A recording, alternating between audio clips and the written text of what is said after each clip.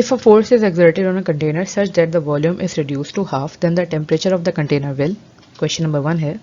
Question का scenario कुछ इस तरीके से है कि हमारे पास एक कंटेनर है जिस पे कुछ फोर्स एक्सर्ट की गई एंड उसकी जो वॉल्यूम है वो हाफ हो गई, देन उसका टेम्परेचर क्या होगा. तो जो इसका आंसर है वो है इंक्रीज. अब नाउ डिस्कस करते हैं कि इसका आंसर इंक्रीज क्यों है, बी हाफ क्यों नहीं है, डिक्रीज क्यों नहीं है, दूसरा क्यों नहीं है. तो इंक्रीज इसलिए है क्योंकि जब हमारे पास एक फोर्स एक्सर्ट की जाएगी, वॉल्यूम रिड्यूस होगी, तो जो मॉलिक्यूल्स हैं हमारे फ्लूइड के, उसके काइनेटिक एनर्जी इंक्रीज होगी, वाइब्रेशन इंक्रीज होगी, जिसकी वजह से उनकी हीट डेवलप होगी और टेम्परेचर इंक्रीज हो जाएगा. नाउ यहाँ पे एक सबसे बड़ी कन्फ्यूजन स्टूडेंट्स को क्रिएट होगी कि ये तो चार्ल्स लॉ के बिल्कुल खिलाफ है, क्योंकि चार्ल्स लॉ में तो हम पढ़ते हैं कि temperature is directly proportional to the volume keeping the pressure constant. तो हम चार्ल्स लॉ की तरफ चलते हैं थोड़ा सा. चार्ल्स लॉ में हम क्या पढ़ते हैं कि एक ये कंटेनर है हमारे पास, उसमें हमने हीट सप्लाई की एंड देन हमारा वॉल्यूम इंक्रीज हो गया, मीन्स हमने टेम्परेचर इंक्रीज किया तो वॉल्यूम इंक्रीज हो गया. तो इस तरीके से हम वॉल्यूम डिक्रीज करें तो टेम्परेचर भी डिक्रीज होना चाहिए. इस चीज़ को समझने के लिए हमें एक छोटा सा कॉन्सेप्ट और समझना है, जो कि कॉन्सेप्ट नहीं एक छोटी सी चीज़ है. वो है the difference between a close system and an isolated system. Now what is a close system and what is an isolated system. अगर हमें ये दोनों चीज़ें समझ आ गई तो हमें ये भी समझ आ जाएगा कि हमारा आंसर टेम्परेचर इंक्रीज क्यों है और ये चार्ल्स लॉ के अगेंस्ट क्यों जा रही है. तो क्लोज सिस्टम एक ऐसा सिस्टम होता है जिसमें हमारे पास मास एंटर नहीं हो सकता, हाँ बट एनर्जी एंटर हो सकती है और एनर्जी एग्जिट भी हो सकती है. जिस तरीके से हम देखते हैं चार्ल्स लॉ में कि हम यहाँ पे इसको एनर्जी एंटर करवा रहे हैं, तो ये हो गया हमारे पास close system. Charles law close system है. मगर जो क्वेश्चन है इसमें हम कंसीडर करेंगे आइसोलेटेड सिस्टम. आइसोलेटेड सिस्टम ऐसा होता है कि जिसमें ना तो मास और ना तो एनर्जी, ना तो इन हो सकती है ना तो एग्जिट कर सकती है. इसीलिए हमारे पास ये जो सिस्टम है इसको आइसोलेटेड कंसीडर करेंगे. नाउ इसको हमने आइसोलेटेड क्यों कंसीडर किया है? आइसोलेटेड इसलिए कंसीडर किया क्योंकि डाटा हमें गिवन नहीं है. जब भी डाटा गिवन नहीं होता है एज सच, तो हम लोग मोस्ट ईजिएस्ट थिंग कंसीडर करते हैं. तो अगर मैं इसको इस नज़र से देखूं कि जब मेरे पास फोर्स एक्सर्ट की जाएगी, तो कोई ये कह सकता है कि जैसे चार्ल्स लॉ में हमने टेम्परेचर दिया तो वॉल्यूम बढ़ गई. तो अगर हम लोग ये क्लोज सिस्टम होता अगर, तो हमारे पास टेम्परेचर कम हो सकता था, क्योंकि जब हम इसको कंप्रेस करते तो हमारे पास गुंजाइश होती एनर्जी के बाहर जाने की, तो टेम्परेचर जो इंक्रीज था वो लिबरेट हो जाता. मगर क्योंकि ये आइसोलेटेड सिस्टम है, यहाँ पे एनर्जी बाहर नहीं जा सकती, हीट बाहर नहीं जा सकती, जो अंदर है उसी को रहना है. तो क्योंकि जब वाइब्रेशन इंक्रीज होगी काइनेटिक एनर्जी इंक्रीज होगी और हीट बाहर नहीं जा सकती, तो इस वजह से हमारे पास टेम्परेचर इंक्रीज होगा. तो इसीलिए हमारा आंसर है option number B. The second question is, a particle of mass 0.5 grams moving along x-axis is located at x1 is equal to 15 meters at t1 5 seconds and at x2 33 meters at t2 13 seconds. Its velocity is, the velocity का formula हमें पता है v is equal to s upon t. उसके बाद हमने values put की अपनी distance की 33 माइनस 15 एंड देन दोनों टाइम पुट कर दिए, t2 minus t1 and s2 minus s1. तो हमारे पास 18/8 करके आंसर आ गया. ये अब ये आंसर कैसे हुआ इसको समझने के लिए कि क्योंकि s का फॉर्मूला, v का फॉर्मूला हमारे पास s अपॉन t, तो इसको समझने के लिए कि यहाँ पे तो हमारे पास माइनस की वैल्यू होती ही नहीं है, तो ये चीज़ कैसे बनी, ये चीज़ कैसे डेवलप हुई. तो ये ऐसे डेवलप हुई कि what is velocity, the graph between distance and time. Okay, where time is independent quantity and distance is dependent upon time. तो अगर मैं इन वैल्यूज का चार्ट डेवलप करूँ एक, और इस लाइन को ड्रॉ करूँ, फॉर एग्जांपल इसके जो दो मेरे पास पॉइंट गिवन है, तो सिंपली मैंने इन दोनों पॉइंट्स का स्लोप निकाला है. इन दोनों पॉइंट्स का जो स्लोप होगा वो हमारे पास आंसर होगा और वही हमारे पास बेसिकली वेलोसिटी होगी. इसी तरीके से हमने अपने वेलोसिटी के फॉर्मूले को इस तरीके से डिफरेंस में यूज़ कर लिया, जो कि एक स्लोप की कंसिडरेशन में आ गया, एंड देन हमारे पास हमारा सिंपली आंसर आ गया. तो v is equal to s upon t, as simple as that to apply for this answer. Third question is, in elastic collision only kinetic energy is conserved, only momentum is conserved, both kinetic energy and momentum is conserved, or neither is conserved. So as we all know that elastic is an ideal collision, therefore both kinetic and momentum is conserved. Fourth question is, in simple harmonic motion the velocity is maximum at, तो consider करते हैं एक simple harmonic motion. तो यहाँ हम लोग जानते हैं कि जो मीन पोजीशन होती है यहाँ पे हमारी वेलोसिटी मैक्सिमम होती है। क्यों? क्योंकि ये पीक होती है मोशन का। जो भी पूरा पेंडुलम का मोशन हो रहा होता है ये पीक पॉइंट होता है जहाँ पे वेलोसिटी भी मैक्सिमम होती है और ये एक कंटिन्यूएशन में होता है, इसीलिए our answer will be the mean position.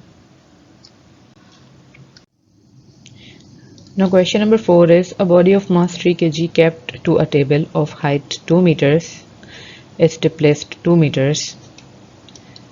Then the change in PE will be, so let's consider a table जिस पे एक ऑब्जेक्ट रखा है, इसका के मास है 3 kgs एंड देन हाइट पे कितने हैं 2 kgs। तो इसकी पोटेंशियल एनर्जी कितनी होगी mgh 3 into 10 into 2 60 joules। Now अगर मैं इसको डिस्प्लेस करूं 2 मीटर्स, मैंने 2 मीटर्स इसको डिस्प्लेस किया, तो अगर मैं अब दोबारा इसकी पोटेंशियल एनर्जी देखूं तो वो है mgh। मास भी सेम है, ग्रेविटी भी सेम है, हाइट भी सेम है और मेरे पास जो आंसर आ रहा है वो 60 joules. So the change in potential energy will be 0 joules, okay, because height is not changing.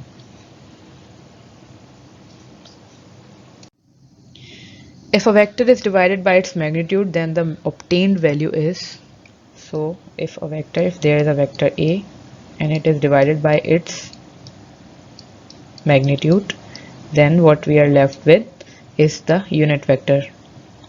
Because अगर हम इसको इस तरीके से समझें, एक वेक्टर जो होता है वो दो चीज़ों का कॉम्बिनेशन होता है, एक होता है मैग्नीट्यूड और एक होता है डायरेक्शन। और अगर मैं इस चीज़ की बात करूँ तो ये सिर्फ मैग्नीट्यूड, तो मेरे पास मैग्नीट्यूड से मैग्नीट्यूड कैंसिल हो गया, बचा क्या मेरे पास डायरेक्शन। तो डायरेक्शन मुझे कौन शो करता है किसी भी वेक्टर की, वो है unit vector. That is why the answer is A. Now a force of 10 newton is acting at an angle of 30 degrees from positive X axis, then its Y component is, so we know that a force F act कर रही है 30 degrees पे from positive X axis. तो हमें क्या निकालना है y component. y component is as simple as that, हमें ये वाला कंपोनेंट निकालना है। तो इसका फॉर्मूला क्या है हमारे पास f sin theta which is equal to 10 जो हमारे पास फोर्स है एंड sin 30। तो sin 30 हमें जैसे पता है कि हाफ के बराबर होता है एंड देन इधर है 10, देन ये इससे कैंसिल होगा, the answer will be 5। So this is our answer, option number D. Eight question is length law is accordance with the conservation of. तो लेंथ लॉ के अगर एक्सपेरिमेंट को हम लोग ऑब्जर्व करें तो उसमें होता क्या है कि जब हम लोग वर्क डन करते हैं मैग्नेट पे मैकेनिकल एनर्जी पुट करते हैं, उसको मूव करते हैं, तो हमारे पास कॉइल में इंड्यूस्ड करंट जनरेट होता है। ओवरऑल क्या हो रहा है, मैकेनिकल एनर्जी चेंज हो रही है हमारे पास इलेक्ट्रिकल एनर्जी में सिंपली। और हम लोग जिस तरीके से भी मैग्नेट की मूवमेंट करते हैं उस हिसाब से हमारी पोलैरिटी चेंज होती है और इलेक्ट्रिकल एनर्जी फॉर्म होती रहती है। इसको मज़ीद समझने का तरीका ये है कि अगर हम लोग अपना मोशन स्टॉप कर दें, मैग्नेट को स्टॉप कर दें, उसकी मूवमेंट को रोक दें, तो हमारे पास वर्क डन भी ज़ीरो होगा, मीन्स मैकेनिकल एनर्जी भी ज़ीरो होगी एंड देन इलेक्ट्रिक प्रोडक्शन भी ज़ीरो होगी, कोई करंट प्रोड्यूस ही नहीं होगा इंड्यूस्ड। तो इसीलिए ये हमें एक्सपेरिमेंट क्या शो करता है कि हमारे पास energy can not be created nor be destroyed, it can only be converted from one form to another, जो कि है मैकेनिकल टू इलेक्ट्रिकल इस एग्जाम्पल में। So our answer will be Lenz law is accordance with the conservation of energy. Ninth question is the dimension of work is same as that of. तो सबसे पहले हम लोग निकालते हैं वर्क की डायमेंशन। तो वर्क का जो यूनिट होता है वो होता है joules that is equal to the newton metre, then newton metre is equal to kg metre per second square, because newton is the unit of force and force is equal to MA, where kg is for the M and metre per second is for the A और M आ गया हमारा joule में से। तो अगर हम इसकी डायमेंशन निकालें तो वो बनती हैं कुछ ऐसी। तो अब बाकी चीज़ों की भी डायमेंशंस देखते हैं। तो टॉर्क की डायमेंशन देखी जाए तो वो आ रही है बिल्कुल सेम वर्क जैसी। मोमेंटम की देखी जाए तो no, that is not the correct one. Power की भी डायमेंशन अगर देखी जाए तो ये भी करेक्ट नहीं है एंड देन फोर्स की भी नहीं है। So our answer will be torque. So the 10th question is an object traveling in a parabolic path. It has constant. So जैसा कि हमने पढ़ा है प्रोजेक्टाइल मोशन के चैप्टर नंबर 4 में कि जब हमारे पास जो भी मोशन हो रहा होता है उसमें हमारी जो एनर्जी अलोंग एक्स एक्सिस है, velocity along x axis, that remains constant through out the path. जो भी वेरिएशन आ रही होती है वो हमारी वाई एक्सिस की जो वेलोसिटी होती है उसमें आ रही होती है, वाई एक्सिस के थ्रू आ रही होती है. Therefore our answer will be horizontal velocity. So the question is, if the velocity of a body is doubled, then the kinetic energy and momentum will be. Kinetic energy and momentum को हमें देखना है कि अगर velocity double कर दी जाए तो क्या फ़र्क पड़ेगा. तो जैसा कि हम यहाँ देख सकते हैं कि जब हम काइनेटिक एनर्जी को डबल करने के लिए हम क्या करते हैं, सिंपली पुट कर देते हैं 2, क्योंकि वी डबल, ये डबल मीन्स 2. तो हमारे पास आंसर आएगा ये 2 की पावर 2 4 हो जाएगा. यहाँ पे जो एक बहुत बड़ी कन्फ्यूजन होती है स्टूडेंट्स को, वो कहते हैं कि यहाँ पे आंसर अगर मैं देखूँ जो ये आंसर क्या रिप्रेजेंट कर रहा है, द के ई हैज़ बिकम 4 टाइम्स. कैसे? 4 इंटू के ई. और ये के ई क्यों है? Because K E is equal to half M V square. अब स्टूडेंट्स को एक कन्फ्यूजन होती है कि क्या इस 4 को हम इस 2 से जो है मल्टीप्लाई करवाएंगे, नहीं करवाएंगे, तो क्या हमारे पास आंसर हो जाएगा 2 एम वी स्क्वायर, है ना. तो इसका तो आंसर ये होना चाहिए कि the kinetic energy is doubled. तो ये आंसर इसलिए नहीं है बिकॉज 2 के बाद काइनेटिक एनर्जी नहीं है. अगर मैं ये चीज़ देखूँ, ये काइनेटिक एनर्जी को रिप्रेजेंट नहीं करती. M V square kinetic energy नहीं होता. हाँ, half M V square kinetic energy होता है.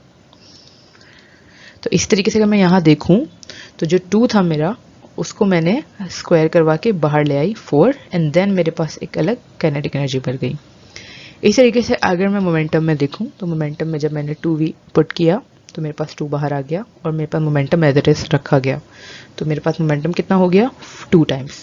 सो my answer will B 4 times and 2 times, because पहले काइनेटिक एनर्जी लिखी है तो पहले आंसर आएगा काइनेटिक एनर्जी का एंड देन मोमेंटम का आएगा. Question number 12 is, how can 3 capacitors of capacitance 2 microfarad be arranged to get equivalent capacitance of 6 microfarad? तो सबसे पहले अगर हम देखते हैं कि अगर हम लोग कैपेसिटर्स को अरेंज करते हैं सीरीज में तो our answer will be 0.667, because 1 upon C equivalent is equal to 1 upon C1 plus C2 plus C3, and then half plus 1 plus half 1.5, and then the answer is this. और अगर हम उसको parallel में arrange करते हैं then our formula will be C equivalent is equal to C1 plus C2 plus C3, and then our answer will be 6 microfarads. So in options को मद्देनजर रखते हुए हमारा आंसर होगा option number C, that is all in parallel. Question 13 is, maximum height of a projectile is given by. So it is a memory based question. तो answer होगा हमारा option number A, which is equal to h is equal to v naught square sin square theta upon 2g. The question is, the value of g at the center of the earth is. So जैसे कि हम जानते हैं कि gravitational force का formula है F is equal to mg, and for the centre, और क्योंकि हमें जी की वैल्यू देखनी है so it will be F G upon M. तो सबसे पहले एम तो किसी चीज़ का जीरो हो नहीं सकता, बट अगर हम अपने आप को कंसीडर करें at the centre of the earth या किसी भी ऑब्जेक्ट को सेंटर में, तो उस पर जो भी ग्रेविटेशनल फोर्स एक्सर्ट कर रही होगी, for example either from the top, तो वो कैंसिल हो जाएगी जो कि ग्रेविटेशनल फोर्स हम पे एक्सर्ट कर रही होगी फ्रॉम द बॉटम. इसी तरीके से जो लेफ्ट से एक्सर्ट कर रही होगी फोर्स वो कैंसिल हो जाएगी राइट से. तो जो भी फोर्स जिस साइड से भी एक्सर्ट करी होगी उसका एक ओपोनेंट मौजूद होगा और वो डिमिनिश हो जाएगी. तो इसलिए हमारे पास फोर्स ऑफ ग्रेविटी होगी 0. Therefore our answer will be G is equal to 0 at the center of the earth. Question 15 is, the wave speed of transfer wave is in the term of wavelength and time period is. So it is also a memory based question and the answer is simply C. 16th question is, the phenomena of interference, diffraction and polarization can be explained on the basis of. So our answer will be the wave theory of light, because ये जो phenomena है ये wave nature में ही अच्छे तरीके से explain हो सकते हैं. So therefore our answer will be option number C. The entropy has been called degree of disorder of a system because, so the first option is the entropy of the universe remains constant. No. The entropy of the universe always decreases. Never. The entropy of the universe always increases. ये correct answer है, correct answer है सी. All of the above इसलिए नहीं हो सकता because A and B जो है वो बिल्कुल रॉन्ग है. तो answer will be option number C. 18th question is in which thermodynamic process there is no work done. तो जो no work done होता है वो हमारे पास isochronic process में होता है where the volume is constant. तो जब वॉल्यूम ही चेंज नहीं होगी तो वर्क डन भी ज़ीरो होगा. इसके अलावा adiabatic system, isobaric system and isothermal system सब में वॉल्यूम की वेरिएशन हो सकती है. तो हर जगह पे इन सब में change in volume is not zero. Therefore यहाँ इन सब में वर्क डन होता है. बट जो आइसोकोरिक प्रोसेस होता है सिंपली उसमें वर्क डन नहीं होता बिकॉज वॉल्यूम सेम रहती है. So option answer will be option number D. The temperature of a substance changes from -20 degree C to 20 C. What would be the change in the Kelvin scale? तो इसके लिए हम simply क्या करेंगे, इसमें add करेंगे 273 एंड देन इसमें भी ऐड करेंगे 273.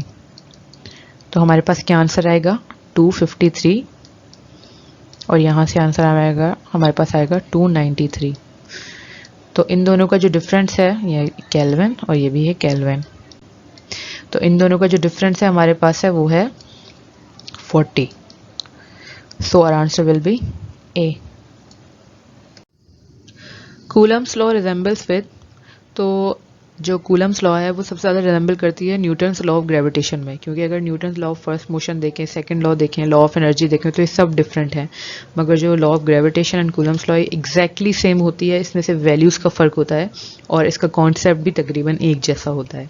तो इसीलिए our answer will be option number A. Question number 21 is if the tension in a string is made 4 times then the velocity of the transverse wave along it becomes. तो जैसा कि formula से हम जानते हैं कि velocity is directly proportional to the square root of tension और force in the string. तो अगर टेंशन 4 टाइम कर दी जाएगी तो हमारी वेलोसिटी के क्या असर पड़ेगा, it will become 2 times. So the answer is double. The velocity will be doubled. The horizontal range of a projectile for a given initial velocity is maximum when it's projected at an angle of, the answer is 45. और ये तो सबको याद होता है. Question number 23 is the device used to convert AC into DC is called rectifier. तो rectifier की definition ही है the device which is used to convert AC into DC. The acceleration of the object is considered zero in dash motion. So the acceleration in inertial motion is zero. Basically inertial motion या तो state of rest होती है या तो state of uniform motion होती है. अब जब भी uniform motion होगा तो वहाँ पे velocity का change नहीं हो रहा होगा. एक uniform velocity होगी, uniform speed होगी. और जबकि एक्सेलरेशन की डेफिनेशन ही यही है कि the rate of change of velocity का चेंज होना या तो बढ़ना या तो घटना. तो ना वो बढ़ेगी ना वो घटेगी. तो इसका मतलब है the acceleration is considered zero in inertial motion. क्यों यहाँ पे, क्योंकि या तो रेस्ट होता है और अगर हम मोशन की बात कर रहे हैं इनर्शियल मोशन तो वहाँ पे यूनिफॉर्म वेलोसिटी या यूनिफॉर्म स्पीड का हम जिक्र करेंगे. तो therefore our answer will be option number A. The SI unit of magnetic strength is, the answer is Tesla, and 1 Tesla is equal to 1 Weber per meter square. So either Tesla or Weber per meter square, both answers are correct.